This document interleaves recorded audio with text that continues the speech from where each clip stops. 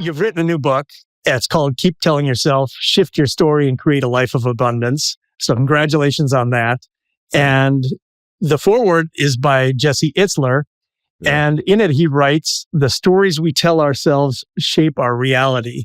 And he's quoting you. What's meant by that?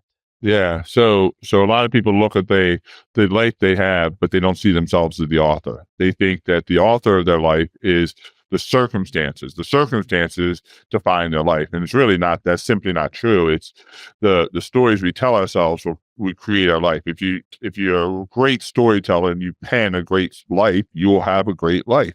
If you pen a life of victimhood, you'll have a life of victimhood. And I was living proof of that. I was writing stories of trauma and victimhood, and I was not enough, and I was broken, and I had all those things. And when I decided to literally change the story that I was telling myself, I changed my life. And it doesn't matter what leader I work with. It doesn't matter what author I talk to. It's always the same. The people that have the most successful life, whatever success means to you, they always have a narrative that sees themselves as the victor. They see themselves as worthy. They see themselves as enough. People that struggle in life, they don't see themselves as enough. They don't see themselves as the victor, and they allow the circumstances to decide their life. And it's on all this happens, I think, on a very subconscious level. Carl Jung, the great psychiatrist, once wrote, until you make the unconscious conscious, it'll direct your life and you will call it fate. And so I think a lot of people just think that life just happens. Well, it doesn't just happen.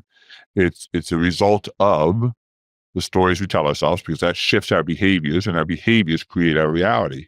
And so if I can learn how to author a better story, then that'll change my behaviors, which will then change my outcome, which then changes your life. So change your story, change your life. Your book subtitle is Shift Your Story and Create a Life of Abundance. And you've mentioned the word abundance. How do you define abundance? The way I describe abundance is more than enough, more than enough. And this idea of more than enough means I have more than enough love around me. I have abundance of love. I have abundance of health. I have abundance of faith. I have abundance of contribution. I have abundance. For me, it's not so much the things. I don't care about the abundance of money or the abundance of that's not for me. I'm not against it. I'm not against it. I think money is a great facilitator. It's just not a motivator for me.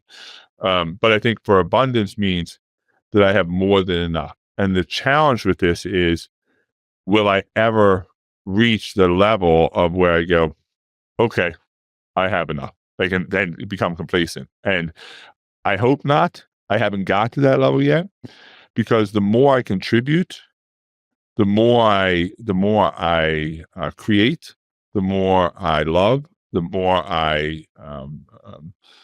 the more abundance in health I have, the more marathons. I was telling you, I've run 53 marathons, and the more marathons I run, the more I want to do more of it. I want more. So abundance is the thing. It's not having gratitude. It's not having gratitude for where I am and the things I have, but I think that for me, my faith tells me I can spend every day of my life chasing abundance, and God will never, ever, I'll never get to the part where I'm done. And that's my biggest fear in life, is getting to a part where I go, okay, I'm done.